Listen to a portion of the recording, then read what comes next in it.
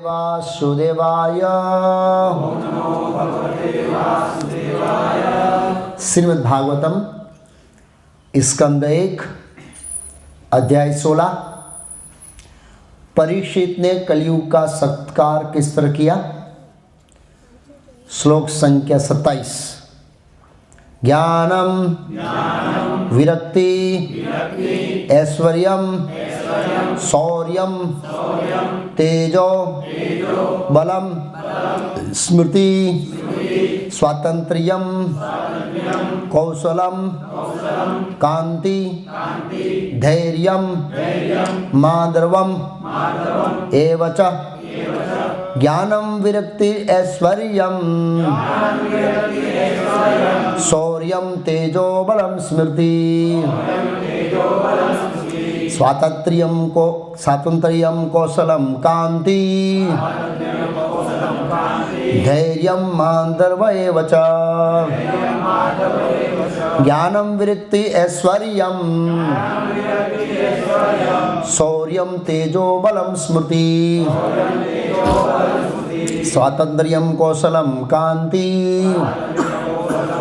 धैर्यम माधर्वम एवच ज्ञानम विरक्ति ऐश्वर्यम शौर्यम तेजो बलम स्मृति स्वातंत्र्यम कौशलम कांति धैर्यम माधर्वमेवच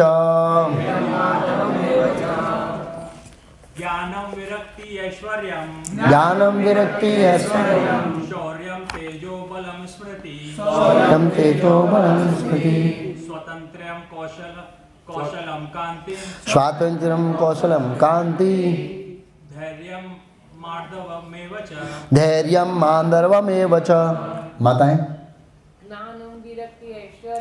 ज्ञानम विरक्ति ऐश्वर्यम शौर्यम तेजो बलम स्मृति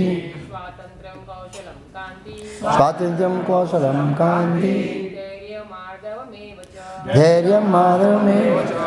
शब्दार्थ अनुवाद और तात्पर्य श्री अभय चरणारविंद भक्ति वेदांत स्वामी प्रभुपाद इस्कॉन संस्थापक आचार्य द्वारा।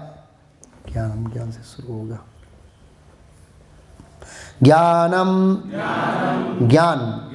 आत्मा साक्षात्कार, विरक्ति इंद्रिय भोग से अनासक्ति, ऐश्वर्यम नायकत्व, शौर्यम बहादुरी, तेज प्रभाव प्रताप, बलम असंभव को संभव बनाना, स्मृति ही समुचित कर्तव्य की खोज, स्वातंत्र्यम अन्यों पर आश्रित न रहना, कौशलम सारी कार्य कुशलता, कांति सौंदर्य, धैर्यम उपद्रव से मुक्ति, माधर्वम दयालुता, एवच इस प्रकार, च भी। अनुवाद। जहाँ तक सौंदर्य की बात है उनमें कुछ विशिष्ट लक्षण पाए जाते हैं जिससे वे अन्य सारे जीवों से पृथक है, किंतु इनके अतिरिक्त उनके कपिते विशिष्ट सुंदर लक्षण अत्यंत आकर्षक है जिनसे परमेश्वर की सुंदर कृति राधाणी का मन भी आकृष्ट हो जाता है। अतः वे मदन मोहन कहलाते हैं, अर्थात वे जो कामदेव के मन को भी आकृष्ट करने वाले हैं। श्री जीव गोस्वामी प्रभु ने भगवान के अन्य दिव्य गुणों का भी विश्लेषण किया है और वे इसकी पुष्टि करते हैं कि भगवान श्री कृष्ण पूर्ण पुरुषोत्तम पर ब्रह्म हैं। वे अपनी अचिंत्य शक्तियों के कारण सर्वशक्तिमान हैं, अतः वे योगेश्वर अर्थात समस्त यौगिक शक्तियों के सर्वोपरि स्वामी हैं। योगेश्वर होने के कारण उनका शाश्वत स्वरूप आध्यात्मिक है, शाश्वतता ज्ञान तथा आनंद का सम्मिश्रण। अब भक्तगण उनके ज्ञान की गतिशील प्रकृति को नहीं समझ सकते हैं क्योंकि वे उनके ज्ञान के शाश्वत रूप तक पहुँचकर संतुष्ट हो जाते हैं। सारे महापुरुष उनके समान ज्ञानवान बनने की आकांक्षा करते हैं। इसका अर्थ ये हुआ कि अन्य सारा ज्ञान सदैव अपर्याप्त, लोचनीय तथा माप्य है, किंतु भगवान का ज्ञान सदैव स्थिर तथा अगाध है। श्री सुद गोस्वामी ने भागवत में इसकी पुष्टि की है कि यद्यपि द्वारका के निवासी नित्य ही भगवान के दर्शन करते थे तो भी वे उन्हें पुनः देखने के लिए उत्सुक रहते थे। जीव भगवान के गुणों की सराहना अंतिम लक्ष्य के रूप में तो कर सकते हैं, किंतु वे कभी उनकी समता नहीं कर सकते हैं। यह भौतिक जगत महातत्व की उपज है, जो भगवान की कारण सागर में योग निद्रा की स्वप्न अवस्था है। फिर भी ये सारी सृष्टि उन्हीं से उत्पन्न प्रतीत होती है। इसका अर्थ यह हुआ कि भगवान की स्वप्न अवस्था भी वास्तविक अभिव्यक्ति है। अतः वे हर वस्तु को अपने दिव्य नियंत्रण में ला सकते हैं। वे जब कभी और जहाँ कहीं भी प्रकट होते हैं, अपने पूर्ण रूप में प्रकट होते हैं। ओम ज्ञानतिमिरान्धस्य ज्ञानाञ्जन शलाकया चक्षुरुन्मीलितं येन तस्मै श्रीगुरुवे नमः। नमो ओम विष्णुपादाय कृष्णपृष्ठाय भूतले श्रीमते भक्तिवेदांत स्वामिनिति नामिने। नमस्ते सारस्वती देवे गौरवाणी प्रचारिणे निर्विशेष शून्यवादी पाश्चात्य देशदानिरे। श्री कृष्ण चैतन्य प्रभु नित्यानंद श्री अद्वैत गदाधर श्रीवासादि गौर भक्तवृंद। हरे कृष्णा हरे राम राम राम हरे हरे कृष्णा। तो आज उत्तरायण है।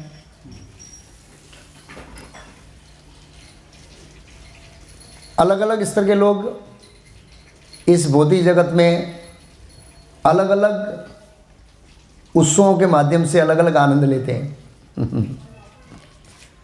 जो अज्ञानी हैं वो तो पतंग चगाने में आनंद लेते हैं, लेकिन वो वास्तविक आनंद नहीं है ऐसे इस तरह से।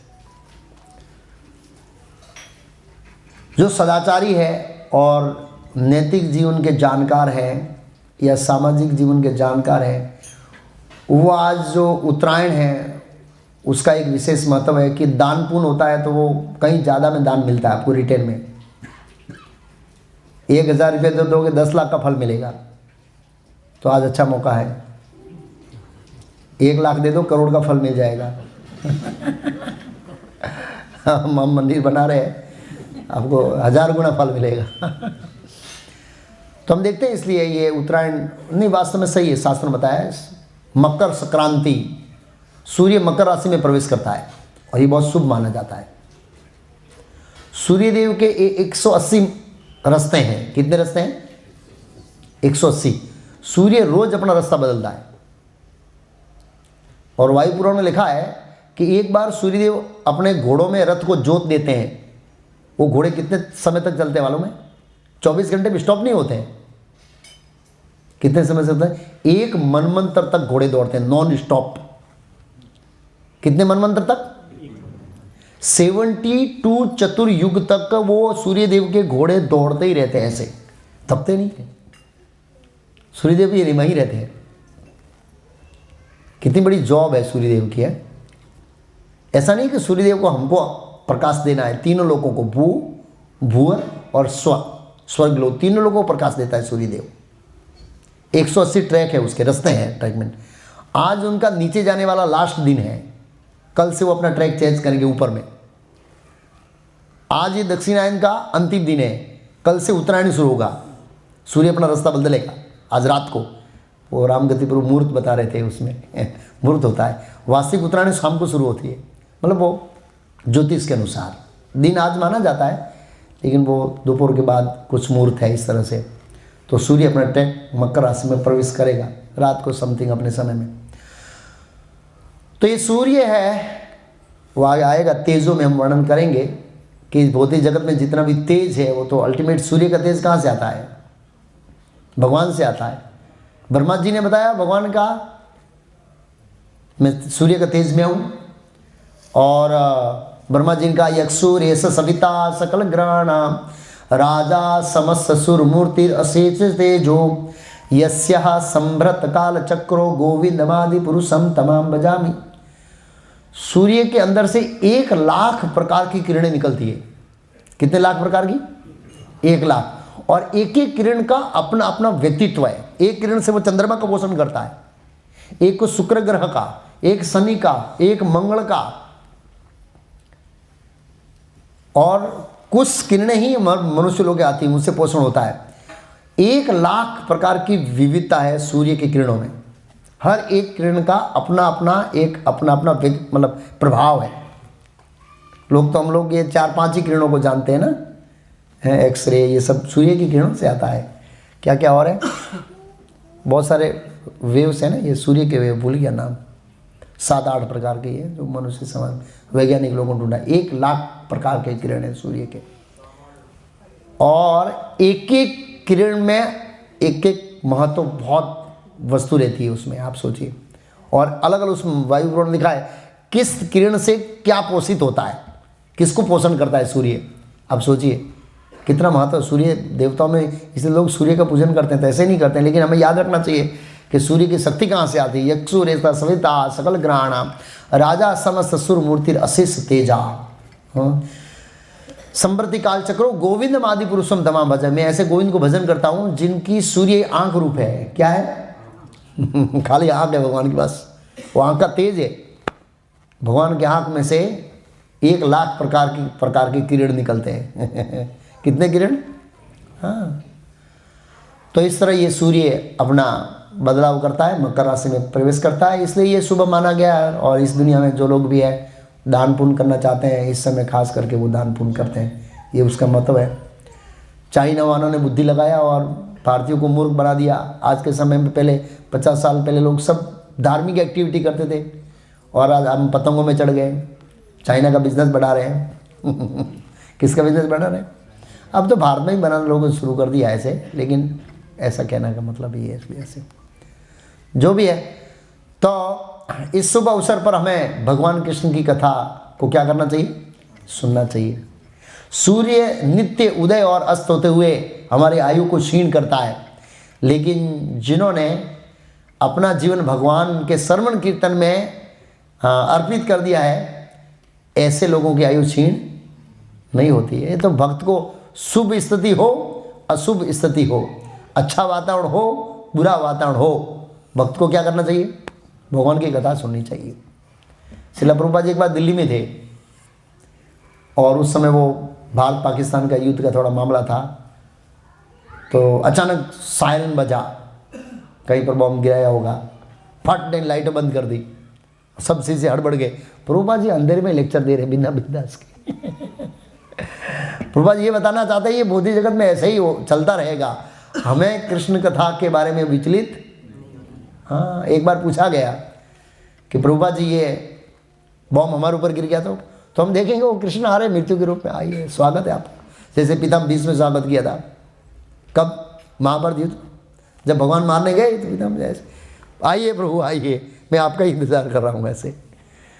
तो अर्जुन ने रोक लिया उनको, लेकिन ऐसे तो वो तो पितामह भीष्म भाग्यशाली समझते थे अपने आप को कि मैं भगवान के हाथों मरूँ ऐसे तो भक्त कभी मृत्यु से डरता नहीं है। तो इस परिस्थितियों में हमें सदैव भगवान के दिव्य गुणों का श्रवण करना चाहिए।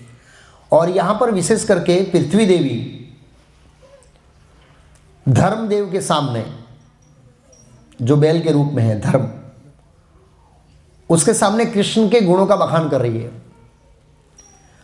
तो भागवतम में जाओगे, निरंतर कहीं न कहीं रूप में कृष्ण के गुणों का बखान है। हर 2 अध्याय छोड़ के स्तुति है कृष्ण के बारे में, हर 2-5 अध्याय छोड़ के। क्यों? क्योंकि व्यासदेव ने हम समझे पीछे कि व्यासदेव ने समस्त वैदिक साहित्य की रचना किया, भागवत भी रचना पहले कर दिया था, ऐसा नहीं है। भागवत लिख दिया था, 18 पुराणों के साथ काउंटिंग होता है, इसलिए पहले लिखा है। बाद में लिखा होता तो उसको 19वां ग्रंथ हो जाता है, पहले लिखा। लेकिन उसमें धर्म अर्थ काम मोक्ष था, दूसरे पुराणों की तुलना में बहुत थोड़ा कृष्ण का वर्णन ज्यादा था, थोड़ा 100-200 श्लोक ज्यादा बस। तो व्यासदेव असंतुष्ट हुए और नारद मुनि आए, उन्होंने आपने कृष्ण के गुणों का बखान नहीं किया है, और वो भी बारंबार रिपीट नहीं किया है, बारंबार बार बार बार बार बार बार। क्यों? क्योंकि हम भौतिक जगत में देखते हैं, हम जिसके गुणों के बारे में सुनते रहते हैं धीरे धीरे उससे क्या हो जाते हैं, आसक्त हो जाते हैं। यही तो भौतिक जगत में मनुष्य जीवन की सार्थकता है, कृष्ण से क्या होना, आसक्त। यह आसक्ति उत्पन्न करने के लिए तो मनुष्य जीवन है। तो नारद मुनि की प्रेरणा से व्यासदेव ने श्रीमद् भागवतम को री एडिटिंग किया, अंदर से धर्म अर्थ काम मोक्ष निकाल दिया, और बारंबार रिपीटेडली बारंबार कृष्ण के गुणगान गाए। आप हर चैप्टर में देखिए, पहले स्कंद में कुंती महारानी की स्तुति आती है, दूसरे स्कंद में नारद जी की है, तीसरे में देवताओं की है, चौथे में ध्रुव महाराज कर रहे हैं। बहुत सारी 49 प्रकार की स्तुतियां हैं। कितने प्रकार की? पांचवें स्कंद में जम्बूद्वीप के वासी स्तुति करते हैं भगवान की। हर स्कंद में कहीं ना कहीं स्तुतियां भरी पड़ी है। वो स्तुति क्या है? भगवान कृष्ण के क्या है? गुण है, अनंत गुण है भगवान कृष्ण के। तो व्यासदेव ने श्रीमद् भागवतम की इस तरह रचना किया कि जीव निरंतर भगवान के गुणों को सुनेगा तो स्वाभाविक रूप से उसमें क्या होगा? असल में भौतिक जगत में मीडिया के माध्यम से जिसको बार बार सुनते हैं तो उनके प्रति हमारे हृदय में एक जगह हो जाती है। ओ ये ऐसे साईं बाबा फेमस कैसे हुए? साईं बाबा शिरडी वाले की बात कर रहा हूँ। कैसे फेमस हुए? सीरियल से फेमस हुए। पहले वो अंबा माता थी, वो मतलब एक सीरियल आई थी, उससे फेमस हो गई। वैष्णो देवी इसलिए फेमस हो गई ना सीरियल से। तो मीडिया में इस तरह से प्रोपोगेंडा किया जाता है। ऐसे ही प्रभुपाद जी चाहते थे कि श्रीमद् भागवतम के माध्यम से पूरे विश्व के अंदर भगवान कृष्ण के दिव्य गुणों का बहुत बड़ी मात्रा में प्रोपोगेंडा हो, ताकि लोग स्वाभाविक रूप से कृष्ण के बारे में सुनेंगे और क्या होंगे? आसक्ति होंगे। भाई जब मैं किसी के बारे में सुनूंगा आसक्ति हो मुझे लगेगी, लेकिन मैं कृष्ण के बारे में सुनूंगा तो मैं साईं बाबा को भूल जाऊंगा। बहुत सारे लोग यहाँ बैठे हैं जो मैं जानता हूँ, वो साईं बाबा के कट्टर भक्त थे, अब कृष्ण के कट्टर भक्त बन गए क्योंकि उसको पता नहीं था ना। देखो इस भौतिक जगत के अंदर शक्तिशाली, बलवान, सौंदर्यवान इत्यादि व्यक्ति के बारे में गुणों को सुनना मनुष्य का स्वभाव है। मनुष्य सुनना चाहता है। हम लोग बहुत सुनते हैं, श्रवण बहुत करते हैं, लेकिन ऑब्जेक्ट गलत है। कहाँ श्रवण करते हैं?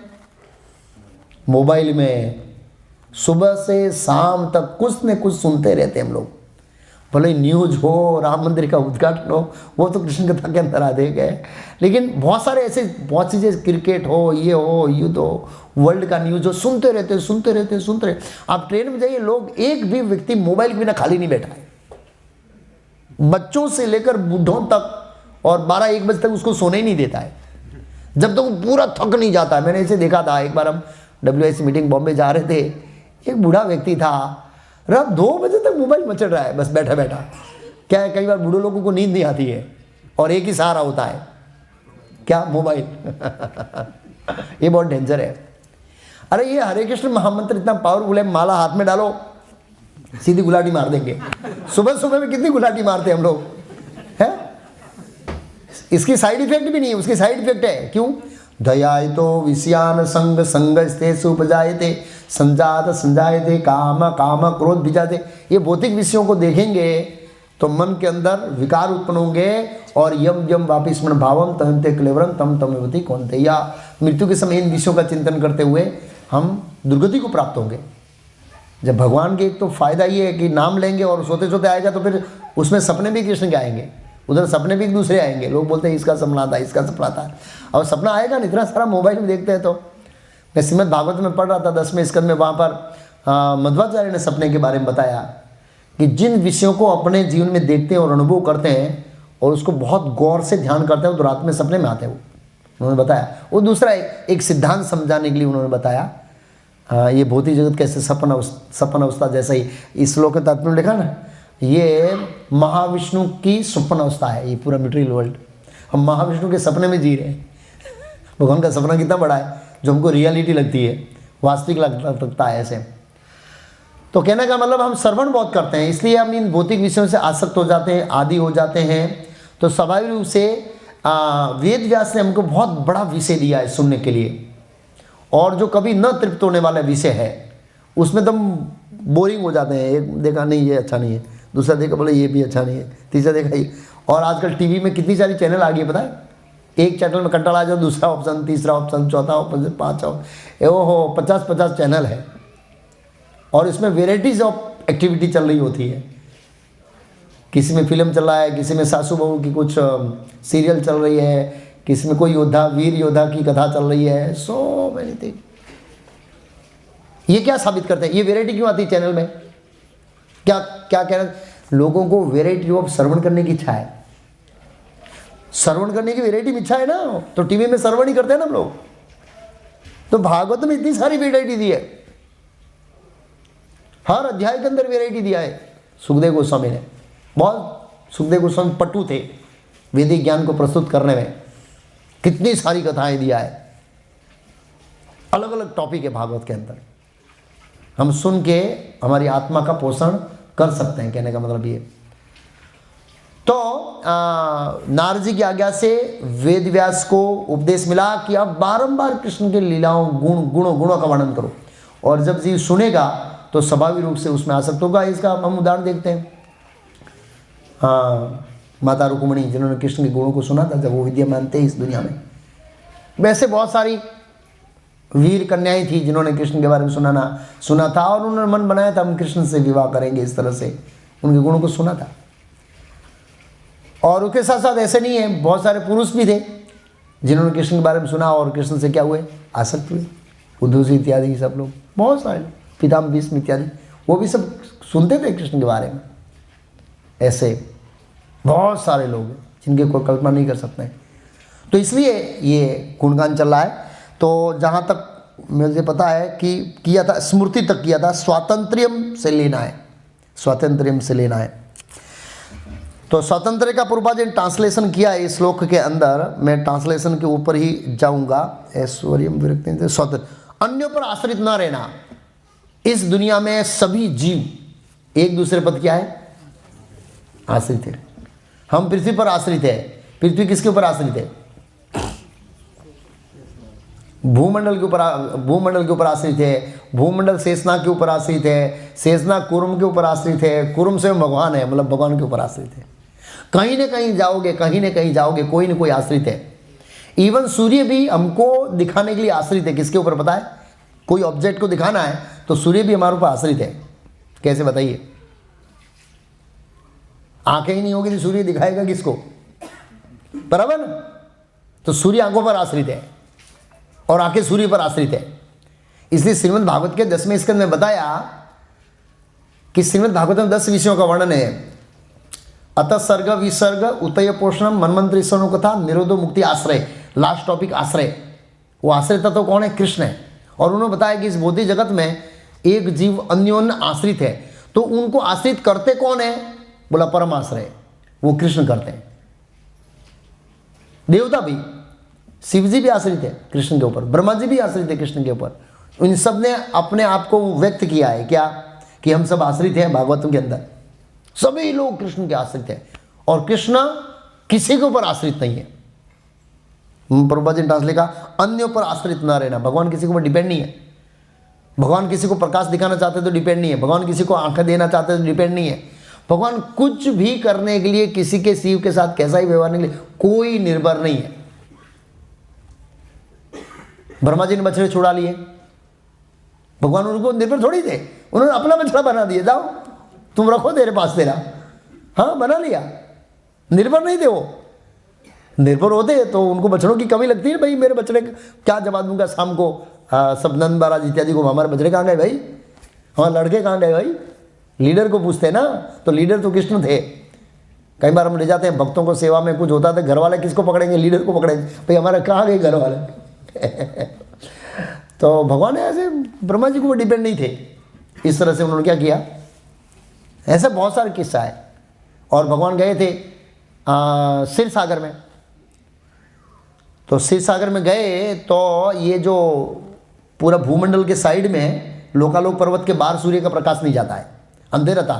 वो घोड़े हिचकिच रहे, भगवान ने सुदर्शन चक्र छोड़ा, जा भाई प्रकाश ही प्रकाश। वो डिपेंड नहीं थे सूर्य के ऊपर, भगवान डिपेंड नहीं थे सूर्य पर, अंधेरे में दिखा सकते हैं किसी को भी। वो तो भगवान लीला में छोड़ा, भगवान चाहते तो ऐसे ही वहाँ पर हजारों सूर्य प्रकट हो जाते हैं। हाँ लिखा है। वो मदन मोहन की लीला में देखते हैं ना, भगवान काली नाग में डुबकी लगाई, ठंडी लगा, तो एक साथ आकाश में हजारों सूर्य इकट्ठे हो गए। 12 सूर्य, तो करोड़ों सूर्य देव आ सकते हैं, दूसरे ब्रह्मांड से आ सकते हैं। जरूर नहीं कि वो ये ब्रह्मांड में हो। द्वारका के अंदर भगवान कृष्ण को मिलने के लिए करोड़ों ब्रह्मा जी आए, एक ब्रह्मा जी नहीं। वो इस ब्रह्मांड के नहीं थे लोग, दूसरे ब्रह्मांड के थे। अगर भगवान चाहते तो करोड़ों सूर्य यहाँ पर आते, ये सूर्य की जरूरत नहीं है भगवान को। तो ये भी एक बहुत चीज़ है कि भगवान हमारी सेवा पर भी डिपेंड, याद रखना, हम सेवा करेंगे तो वो प्रसन्न रहेंगे। भौतिक जगत में ऐसा होता है ना, कोई बूढ़ा वृद्ध व्यक्ति होता है, दूसरा कोई सेवा करता है तो प्रसन्न रहता है, खिलाता है तो प्रसन्न रहता है। तो याद ऐसे नहीं सोचना है कि भगवान को हम खिलाएंगे, हम सेवा करेंगे, हम उनके गुणगान गाएंगे, स्तुति करेंगे, वही सब नहीं, और कोई जरूर नहीं है, वो हमारे ऊपर आश्रित नहीं है, ये पहले हमको समझना। लेकिन अगर हमारी भक्ति निस्वार्थ भाव है तो भगवान हमारी सेवा पर आश्रित है। अर्च विग्रह रूप में क्या है? अर्च विग्रह रूप में भगवान भक्तों के ऊपर निर्भर रहते हैं। देखो भाई, आप मुझे 4 बजे उठाएंगे तो ही उठूंगा, आप मुझे खिलाएंगे इतने बजे तो ही मैं खाऊंगा। इसलिए भक्तों का भाव होना चाहिए कि मुझे भगवान को टाइम सर क्या करना है, उठाना है, और टाइम सर खिलाना है, टाइम सर आरती करना है, ये का भाव होना चाहिए। भगवान आश्रित नहीं है, तो ये बहुत भगवान का मान, किसी देवता किसी जीव पर आश्रित नहीं है। लेकिन जब भगवान भौतिक जगत में आते हैं तो अपने भक्तों पर आश्रित होते हैं, तो उनको अच्छा लगता है, भगवान को अच्छा लगता है कोई उठाए। जब तक जसोदा माँ 10-12 बार बुलाती नहीं है तो कृष्ण आते नहीं, खेलते बच्चों के साथ। तो बस जसोदा माँ का भाव है भाई कृष्ण को खिलाना है टाइम सर, तो बुलाते हैं। तो वो स्तर एक अलग है। लेकिन अभी साधना भक्ति के स्तर पर अगर हम सोचते हैं कि हमारे ऊपर भगवान डिपेंड है, तो वो नहीं सोचना चाहिए। फिर क्या है आगे? कौशलम, सारी कार्य कुशलता। भगवान जो भी कार्य करते हैं बड़ी कुशलता के साथ करते हैं। भगवान का सब कुछ परफेक्ट है, कोई भगवान की सृष्टि में कोई अपूर्णता नहीं है। कौशलता देखने को मिलेगी आप हैं, कोई चीज़ करता है, अरे यार ये तो कितना अच्छा बताया, अरे यार ये तो ऐसे बोलते हैं ना, इसमें कितना कुशलता है। लेकिन हमने भगवान का कुशलता कहाँ देखा है? हमने ये पूरे ब्रह्मांड का सर्जन कहाँ देखा है? परफेक्ट, टाइम टू टाइम सूर्य उग जाता है, कभी लेट हुआ है सूर्य? ये भगवान की कुशलता है, उसको टाइम सेट किया है, इतने बजे तो तेरे इसको उगना ही है बस। और ऐसे सूर्यदेव की पद पर हमारे जैसे लेजी लोगों को नहीं बिठाते हैं। आप समझोगे ना, प्रोग्राम का टाइम 11 बजे का, हम आते 11:30, ठीक है अब क्या करेंगे, थोड़े लेट हो गए। तो ऐसे लोगों को सूर्यदेव के पद पर नहीं बिठाया जाता है। हाँ, सूर्यदेव एनी टाइम पर आ जाता है, कुछ भी हो, इस ब्रह्मांड के अंदर कितना भी तहलका मच जाए, सूर्यदेव को कोई फर्क नहीं पड़ता, वो अपने टाइम पर आ जाते हैं। तो कहने का मतलब भाई भगवान ने ऐसे सृष्टि का सर्जन किया है, और भगवान की सृष्टि को आप बारीकाई से देखोगे, स्पेशली श्रीमद् भागवतम का 5वां स्कंद जिसमें वैदिक कॉस्मोलॉजी का वर्णन है, बारीकाई से देखोगे तो भगवान की कार्य की कुशलता के लिए आप हैरान हो जाओगे। हमने भागवतम को एक रूटिंग ऐसे श्लोक पढ़ लिया है, लेकिन एक एक शब्द का अर्थ और एक एक क्या कहना चाहते हैं, सूर्य कैसे चलता है, सूर्य की किरणा क्या है, मैंने बताया ना। आप देखो भगवान की कार्य कुशलता कितनी है। सूर्य को एक बार चढ़ा दिया तो ये एक मनमंत्र तक घूमता ही रहता है, तब तक वो नीचे नहीं उतरता है। आप सोचिए, ये सूर्य का क्या है, गुण है। ऐसे सभी तारे नक्षत्र ये सब एक बार ट्रैक पे चढ़ जाते हैं ना, तो ये क्या करते रहते हैं, घूमते रहते हैं। भगवान की कौशलता है, कार्य कुशलता, सब कुछ भगवान ने परफेक्ट बनाया। इतना बड़ा भूमंडल शेषनाग लेके बैठे लोग है, कितना बड़ा भूमंडल है, सोच नहीं सकते इतना बड़ा। तारे हैं, नक्षत्र है, ऊपर स्वर्ग लोग इत्यादि है, कितना बनाया भगवान ने, कार्य कुशलता भगवान की। ये तो भौतिक जगत में जो 3rd क्लास क्वालिटी का सर्जन है भगवान का। कौन से क्वालिटी का? जैसे कोई प्रोडक्ट बनती है ना, पेट्रोल निकलता तो 1 ग्रेड का पेट्रोल कहाँ चलता है बताए? फ्लाइट में। सबसे अच्छा पेट्रोल कहाँ चलता है? फ्लाइट में। तो उसमें भी ग्रेड होते हैं, A, B, C। जैसे अनाज पकता है ना, अनाज तो सबसे अच्छा अनाज पकता है, वो सब तो विदेश चला जाता है, लोग एक्सपोर्ट करते हैं, भाव बहुत मिलता है। वो 3rd क्लास क्वालिटी का अनाज ही रखते हैं भारत में, ऐसा होता है, देखा जाता है। तो अनाज में भी ग्रेड होता है।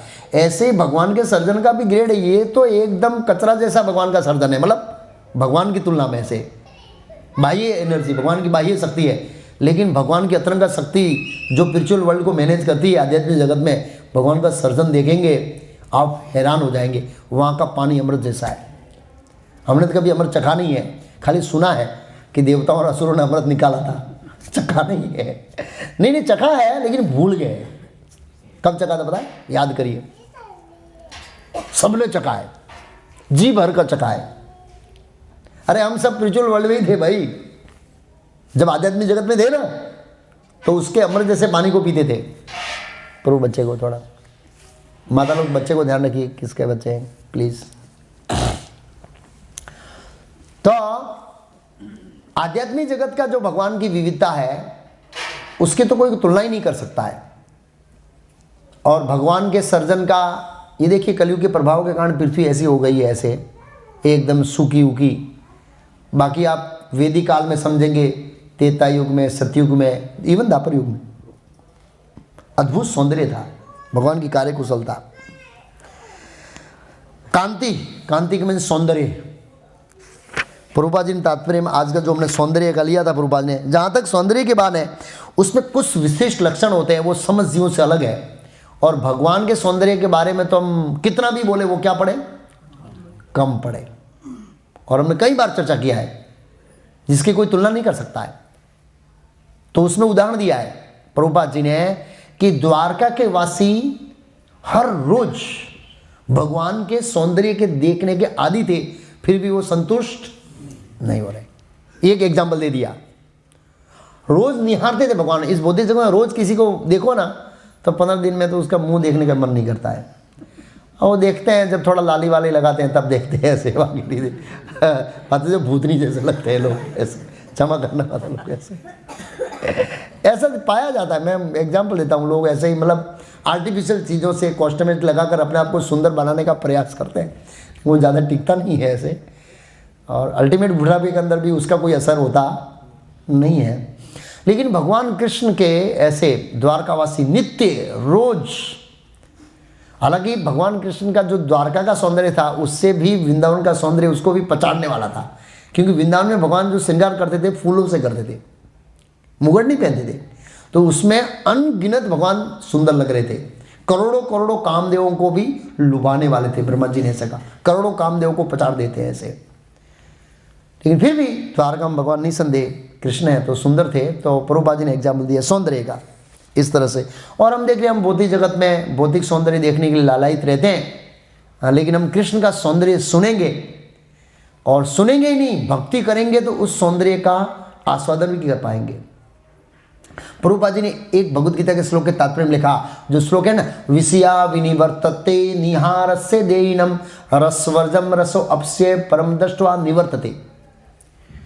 उच्च कोटि का रस मिलने पर निम्न कोटि का रस स्वतः चला जाता। प्रभुपाद जी उस श्लोक के तात्पर्य में लिखते हैं, एक झलक मिल जाए जीव को कृष्ण के सौंदर्य की, वो भौतिक जगत का सौंदर्य उसके लिए फीका पड़ जाएगा।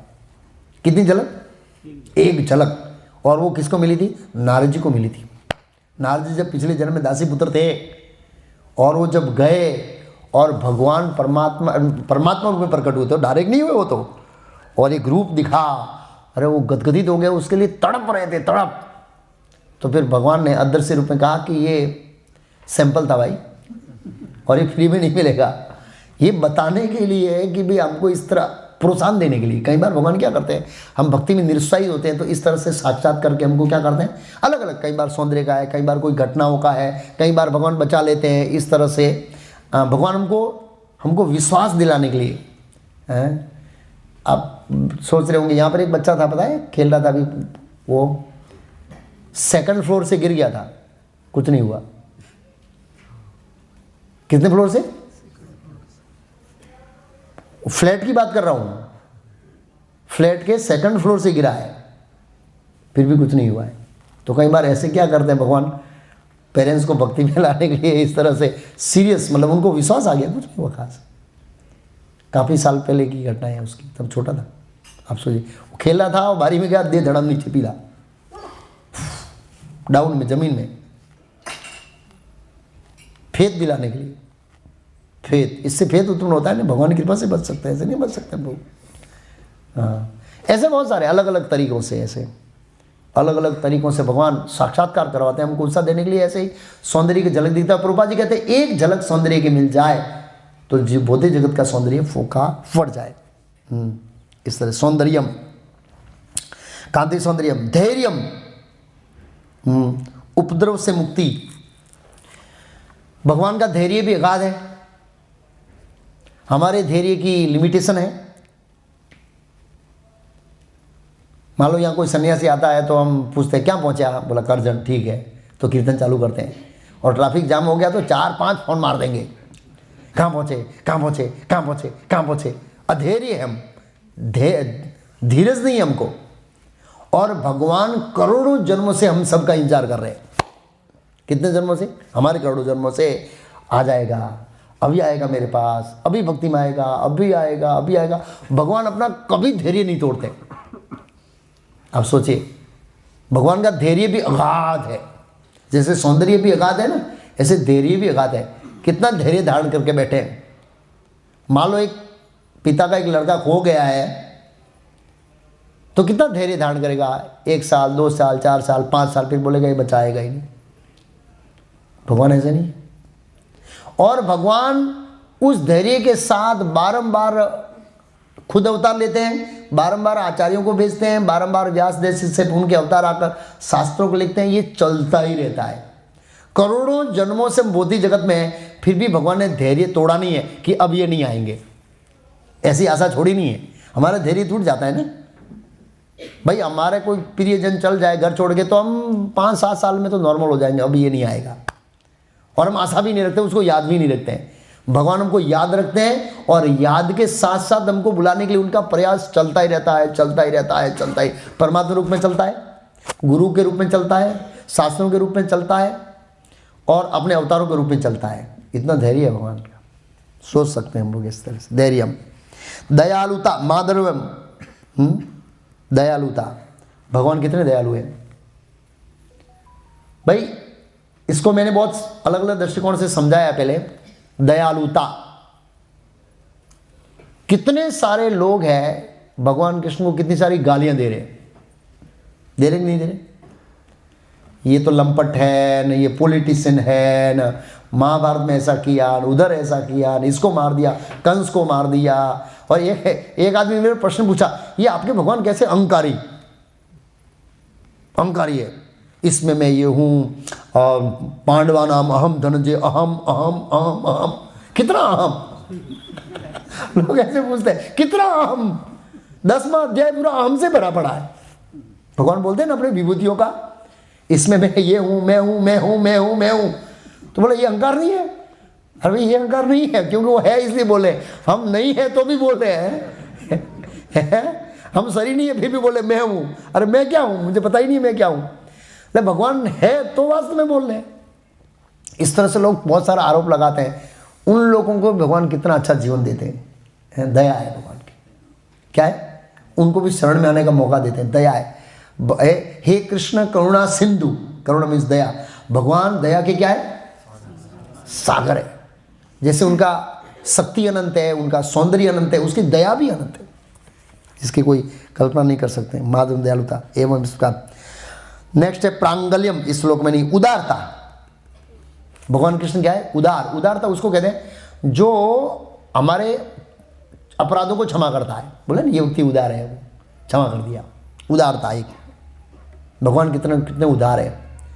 कितने सारे हमारे अपराधों को भगवान क्या करते रहते हैं? माफ करते रहते हैं, क्षमा करते रहते हैं। हम उनका लाभ लेकर फिर से क्या करते हैं? अपराध करते रहते हैं। उदारता, उदार हृदय भगवान। परछय, परछय मीन्स विनय, विनय मीन्स नम्रता। तो भक्ति रसा में सिंधु में इन सब गुणों का बखान रूप गोस्वामी ने किया है। तो उसमें लिखते हैं विनय के बारे में कि जब भगवान राजसूय यज्ञ में पधारे तो युधिष्ठिर महाराज प्लान कर रहे थे कि जैसे ही कृष्ण रथ से उतरेंगे ना, मैं तुरंत उसके चरण पकड़ लूंगा। और भगवान को भलक आ गया, भगवान उनसे जल्दी उतरे और युधिष्ठिर महाराज को चरण स्पर्श कर लिया। ऐसा भक्ति रसा में लिखा है, मैं अभी जस्ट देख के आया ऐसे।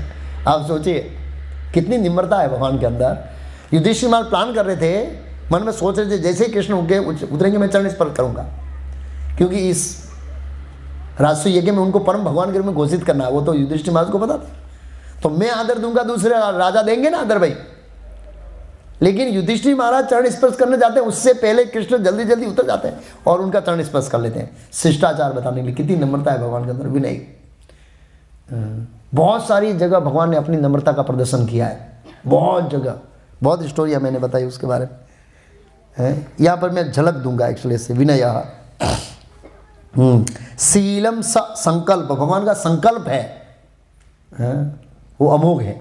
भगवान एक बार सोच लेते हैं ना, फिर उस संकल्प का कभी मतलब क्या बोले हैं, कैंसिल नहीं हो सकता वो संकल्प।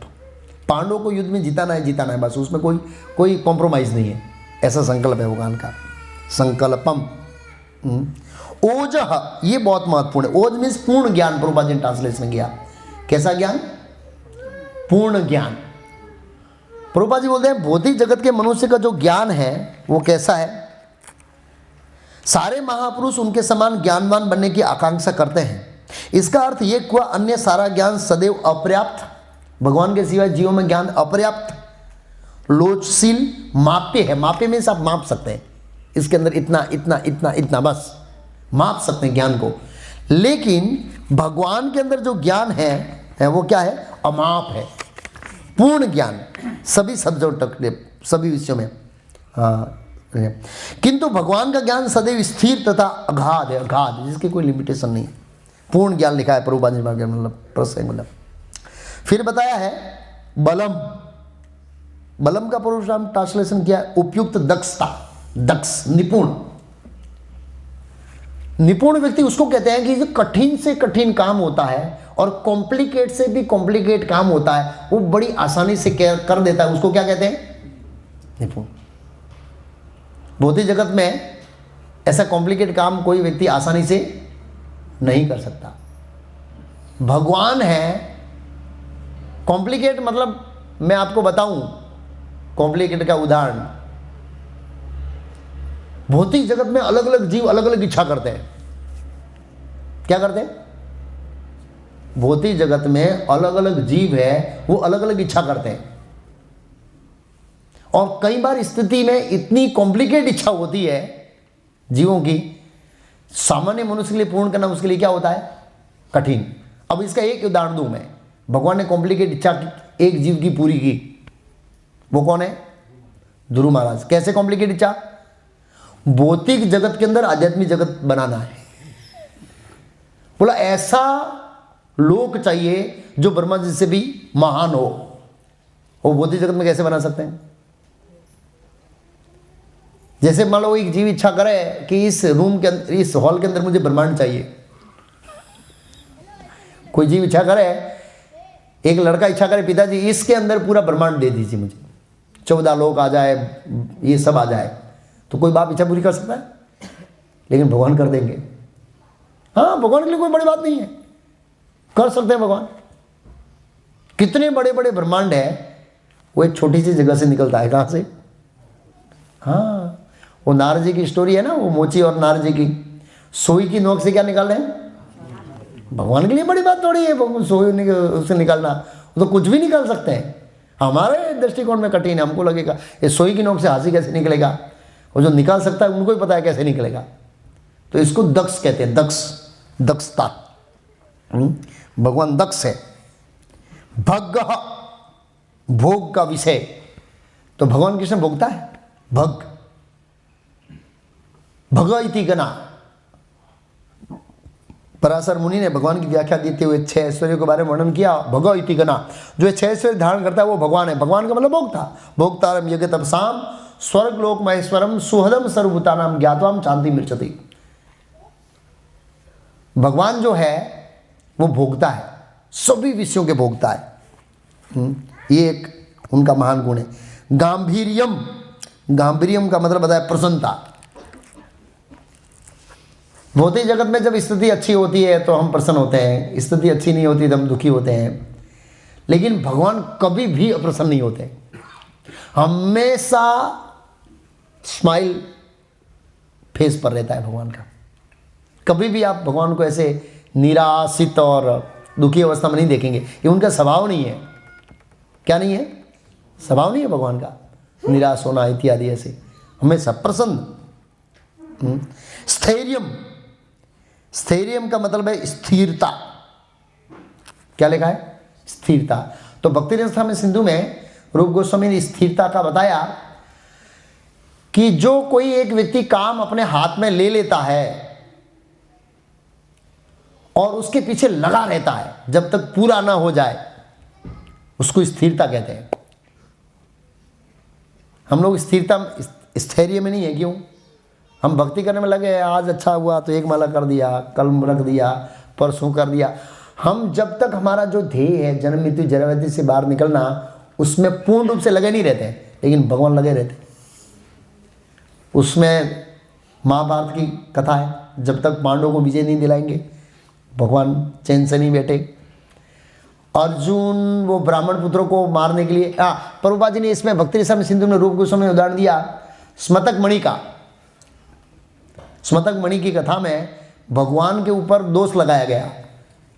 क्या लगाया गया?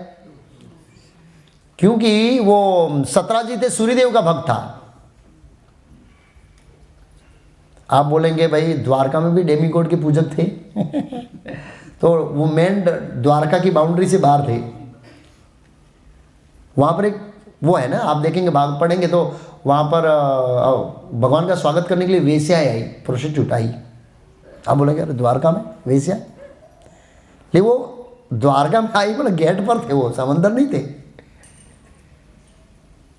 उसमें पूरा वो था, क्या बोलते हैं आचार्य कहते हैं, सर्कल था, शुद्ध भक्तों का सर्कल।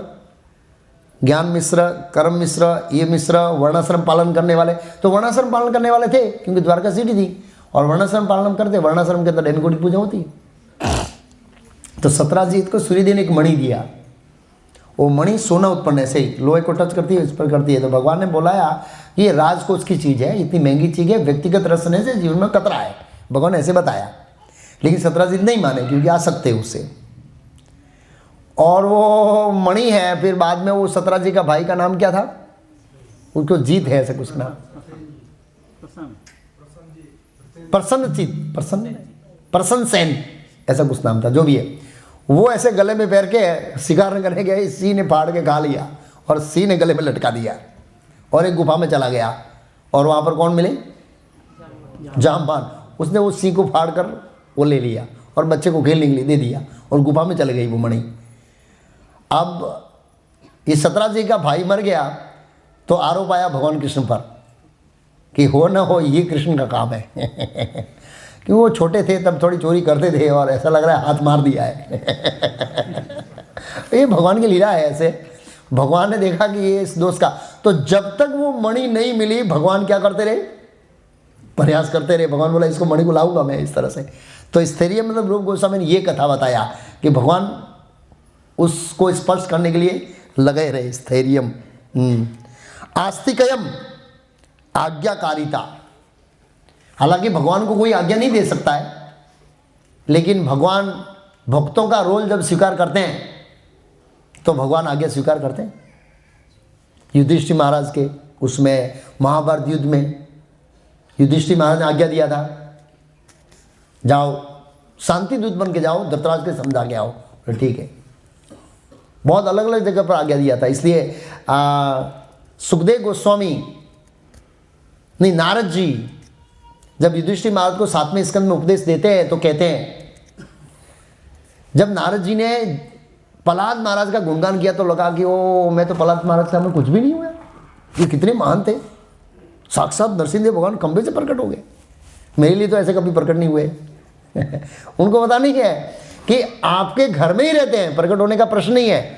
बोला आप कितने भाग्यशाली हो कि भगवान कृष्ण आपके राजदूत, शांति दूत, सेवक, शुभचक्र, आज्ञाकारिता, आपकी आज्ञा पालन करने वाले बने। इसलिए तो भगवान ये गुण अपने भक्तों के ही संदर्भ में या भक्तों के व्यवहार में ये गुण वो करते हैं, प्रकट हो, दूसरी जगह नहीं करते हैं, दूसरे लोगों की आज्ञा का पालन नहीं करते हैं।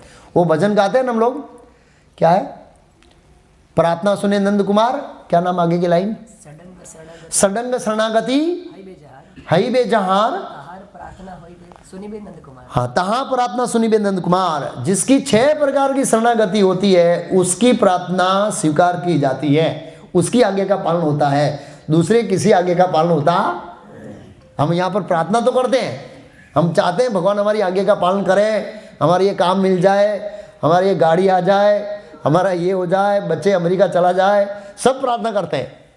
लेकिन प्रार्थना सुनी जाती है जिसकी 6 प्रकार की शरणागति होती है, उसकी ही सुनी जाती है। बाकी की फाइल साइड में स्टॉक में चला जाता है, देखेंगे सोचेंगे, उसकी फाइल पर सही होती है ऐसे होता है ना कलेक्टर ऑफिस में, मतलब फाइल कहाँ है, मतलब उसका वो एक इनाम दिया जाता है। वो ऐसे, नाम भूल गया, एक रेवनी की भाषा में उसका एक बहुत अच्छा नाम है उसको साइड में डाल दिया जाता है, नो रिजेक्ट नो सेक्शन, ऐसा करके एक आता है तो भगवान उस पेटी के अंदर सबकी प्रार्थनाएं डाल के रख लेते हैं। 6 शरणागति वाले लोगों को ही प्रार्थना स्वीकार की जाती है और उनकी आज्ञा का पालन किया जाता है। इस तरह से आज्ञाकारिता।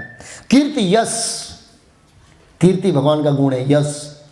निसंदेह भगवान से ज़्यादा कोई यशवान नहीं है और ये कीर्ति भगवान का 6 प्रधान ऐश्वर्य में से एक ऐश्वर्य है। कृष्ण इतने विख्यात है, इतने विख्यात है जिसकी कोई कल्पना नहीं कर सकता। आप बोलेंगे भाई कृष्ण विख्यात है तो कहाँ जानते लोग, कृष्ण की भक्ति कहाँ करते हैं? तो आचार्य कमेंट्री करते हैं कि भगवान, ये भौतिक जगत तो जेल है, जेल। भाई आज प्रधानमंत्री का यश का गुणगान जेल में हो नहीं हो कोई फर्क पड़ता है? नहीं पड़ेगा ना, कि वैसे भी उनके वोट तो मिलने वाले नहीं, बराबर। एक पॉइंट है ऐसे। लेकिन जो बाहर जो प्रजा है वो प्रधानमंत्री के गुणगान गाए, वो जरूरी है। तो ऐसे मटेरियल वर्ल्ड तो जेल है और वो 1/3 है, सॉरी 1/4 है। 1/3 कहाँ है? आध्यात्मिक जगत। वो सब कृष्ण को उत्तम श्लोकों के रूप में जानते हैं। कैसे श्लोक में? उनकी स्तुति कैसे करते हैं? उत्तम श्लोकों के रूप में उनकी स्तुति करते हैं। वो आगे आएगा एक पूज्य के बारे में। उत्तम श्लोक, उत्तम श्लोक गुणानुवादान वो वर्णन करते हैं वहाँ पर 10वें श्लोक में। निर्वृत्त तरसे रूपगी मानाद भव औसादाद, उसका चर्चा करेंगे आगे। हाँ, तो भो गांभीर्यम स्थैर्यम आस्तिकम कीर्ति यश मान, मान पूजित होने के योग्य। अलग अलग स्तर की पूजा है। सर्वोपरि पूजा किसकी है? भगवान कृष्ण पूजनियों के भी पूजनीय है। भगवान कृष्ण क्या है? पूजनियों के भी पूजनीय है। निसंदेह शिव जी, ब्रह्मा जी जैसे देवता, इंद्र, वंदर, चरुण इत्यादि ये पूजनीय है, लेकिन उनसे उनके लिए पूजनीय कौन है? कृष्ण है। और युधिष्ठिर महाराज ने राजसूय यज्ञ इसलिए किया था, यही पर्पस था। एक ही उद्देश्य था, कृष्ण को पूजनियों के भी पूजनीय स्थापित करना चाहते थे कि कृष्ण क्या है? सभी पूजनियों के क्या है? पूजनीय। तो श्रीमद् भागवतम में जब श्रीमद् भागवतम की कथा पूर्ण करते हैं, क्या नाम, सुत गोस्वामी, तो भगवान की वंदना करते हैं। यम ब्रह्मा वरुण इंद्र रुद्र मरुद स्तुवन्ति दिव्य स्तवे वेदे साक पद कर्मो उपनिषद गायन्ति यसामगा ध्यानात् स्थित यद गतेन मनसा पश्यन्ति यम योगिनो यस्या अंतम नः विदुषुर असुर गणदेवाय तस्मै नमः। सुत गोस्वामी ने कहा ब्रह्मा, वरुण, इंद्र, रुद्र तथा मरुदगण दिव्य स्तुतियों का उच्चारण करके तथा वेदों के उनके अंग, वेदों के अंग क्या है? वेदांग, वेदों के अंग वेदांग, पद क्रम, उसमें वो पद क्रम है स्तुति का, उपनिषद सहित, उपनिषद है, इज ए पर्सन हो, वेद इज ए पर्सन।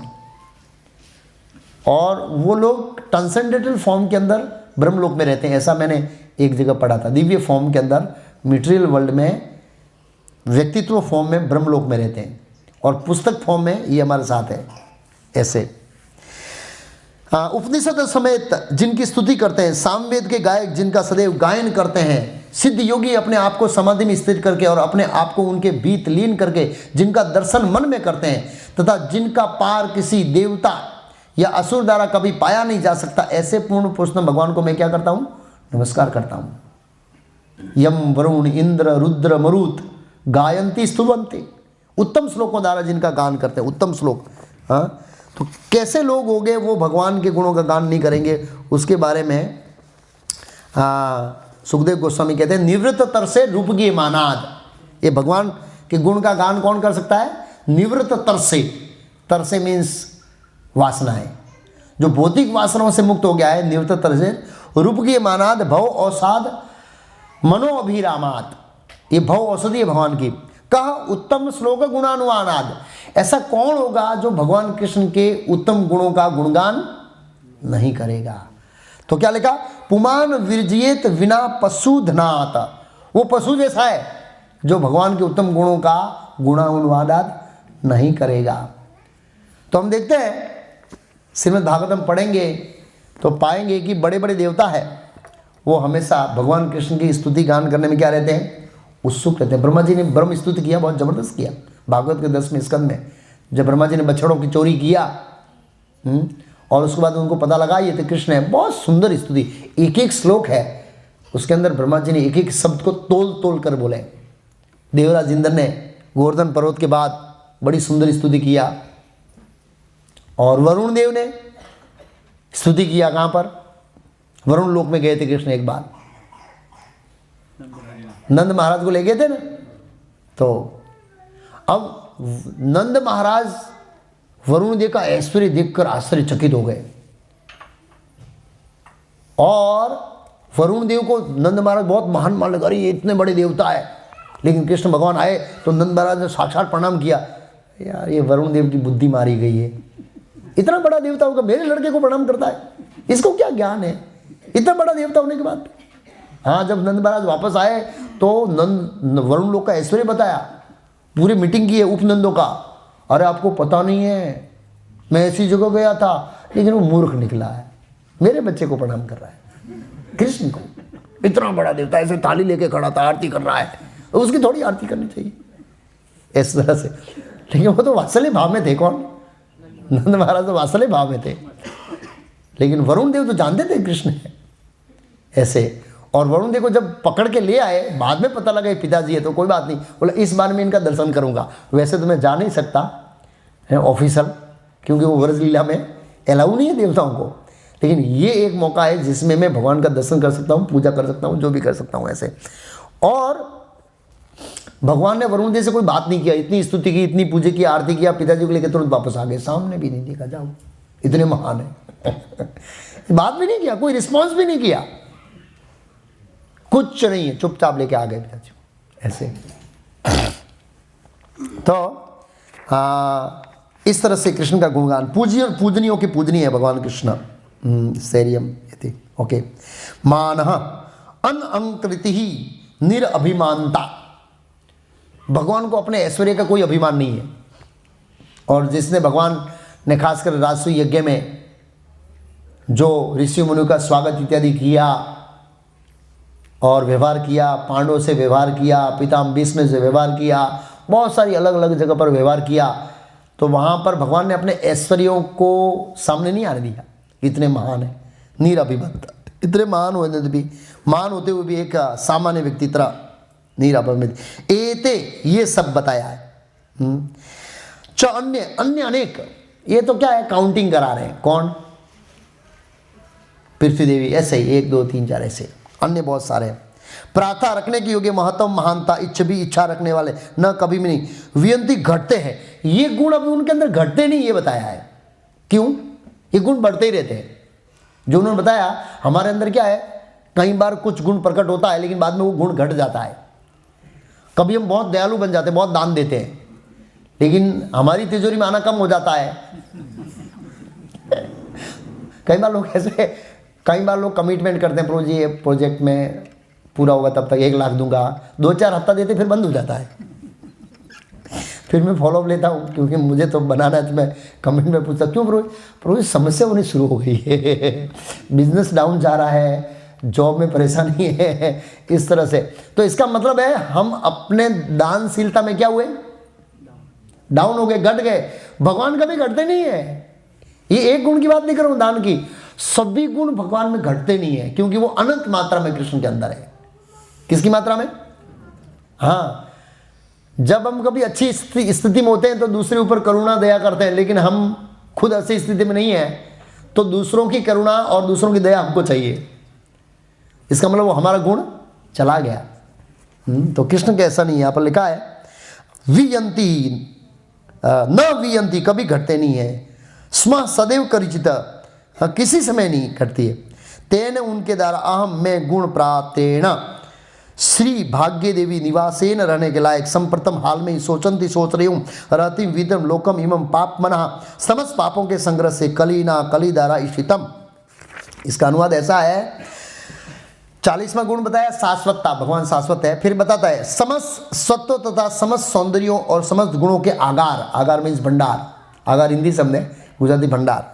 पूर्ण पुस्तक भगवान श्री कृष्ण ने इस धरा पर अपनी दिव्य लीलाएं क्या कर दी है, बंद, और उनकी अनुपस्थिति में कली ने सर्वत्र अपना प्रभाव फैला दिया है। अतः मैं संसार की यह दशा देखकर क्या हूं, अत्यंत दुखी हूं। धर्मदेव ने बैल के रूप में पृथ्वी को प्रश्न पूछा था, आपकी ये खराब दशा किसके कारण है, ये कारण, ये कारण, ये कारण, ये कारण, ये कारण, लेकिन सबके कारणों के कारण क्या है, कृष्ण भगवान चले गए, बस यही कारण है।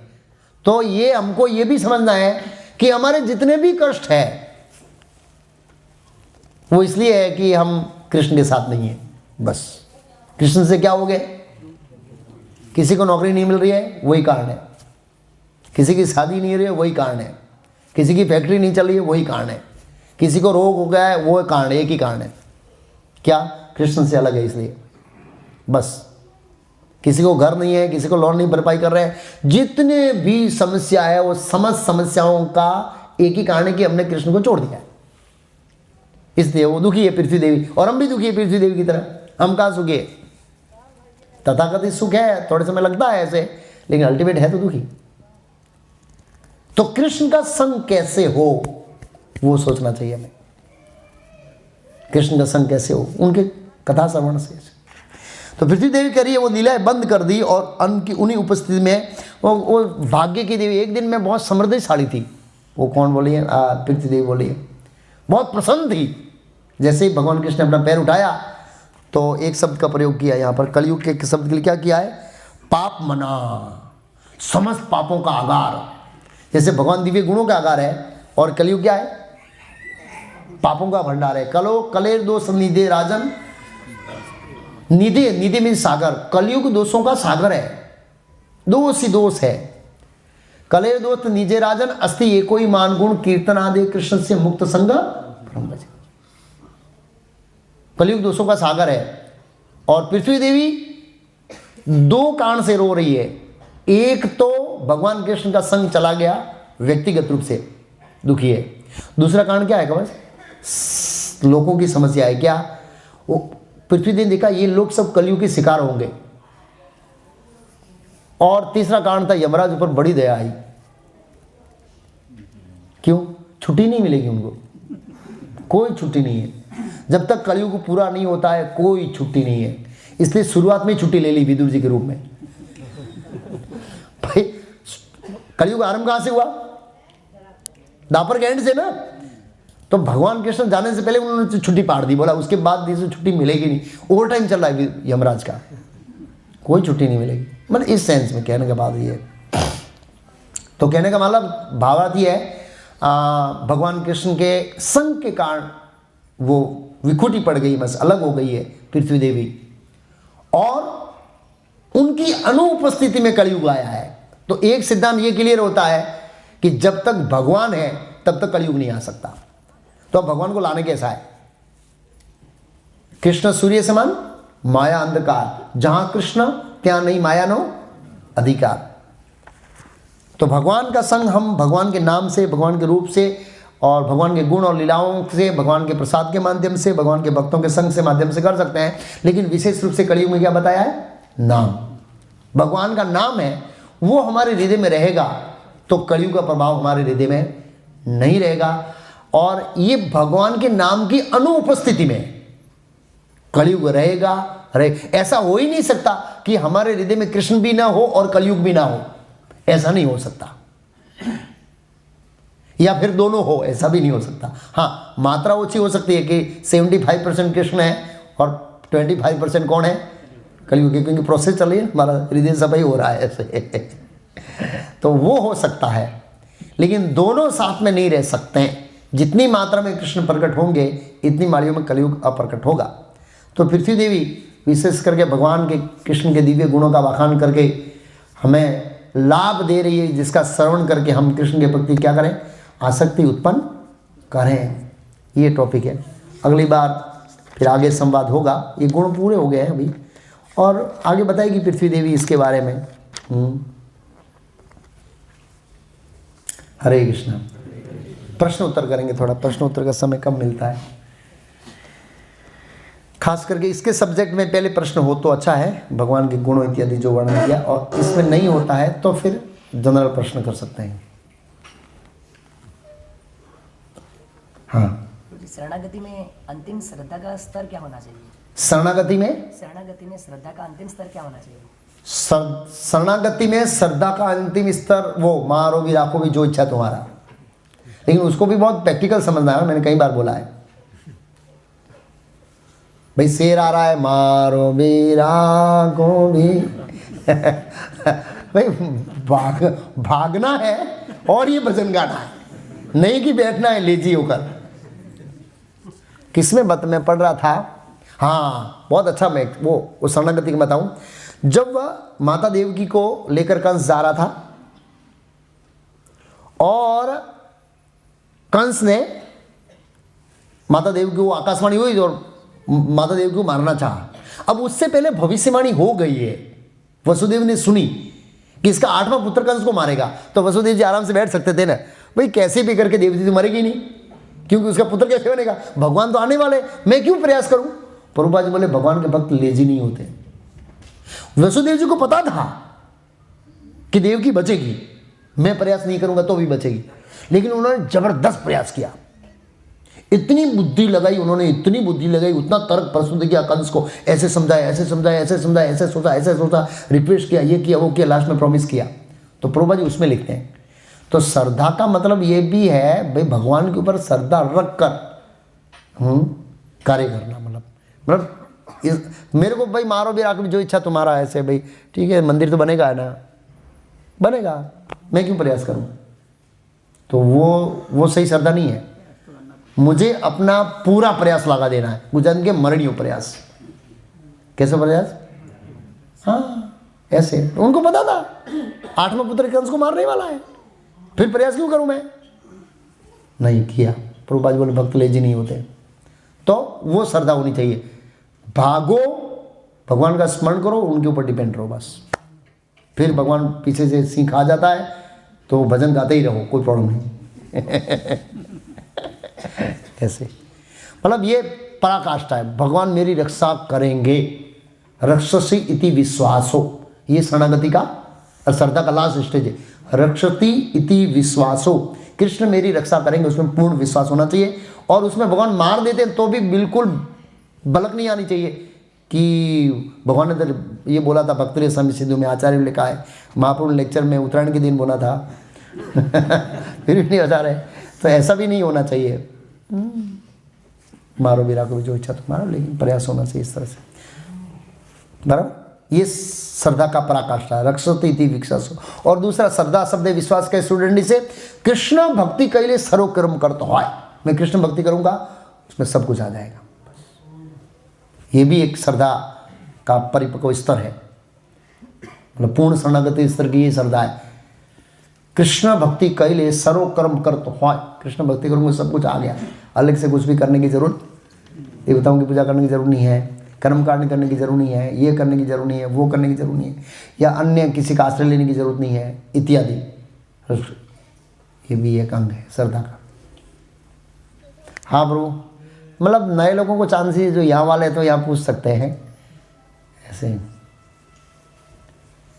नए लोग। हाँ प्रभु, आपने 18 पुराण में भागवतम का वर्णन किया, 18 पुराण भागवतम वर्णन किया। हाँ तो वो प्रभु भागवतम तो नारद मुनि ने बोलने के बाद उन्होंने ना पहले लिख दिया था, लेकिन री एडिटिंग किया उसमें, साथ में इसका साथ में देगा, फिर से उसको संरक्षण किया। पर ये जो है, जैसे भी प्रभु जी ने पूछा, आपने बताया कि बाद में 19वां अध्याय नहीं है, 19वां अध्याय, अरे 19 पुराण नहीं है ना, 18 पुराण है। पर इसका स्पष्टीकरण भागवत में तो नहीं है ना प्रभु जी? क्या? जैसे प्रभु जी ने पूछा, आचार्य की कमेंट्री है, लेकिन भागवत में मैं बताऊंगा आपको एक पॉइंट इसके बारे में। आचार्य ने उसके उस शब्द के ऊपर संस्कृत में 7वें अध्याय में, तो उसकी कमेंट्री वहाँ पर है नहीं उसकी कमेंट्री वहाँ पर नहीं है, वेद व्यास ने पूरा धर्म अर्थ काम को निकाल कर कृष्ण के गुणों का बखान उसमें ज़्यादा हाईलाइट किया। और 19 पुराण नहीं है, 18 पुराण ही है।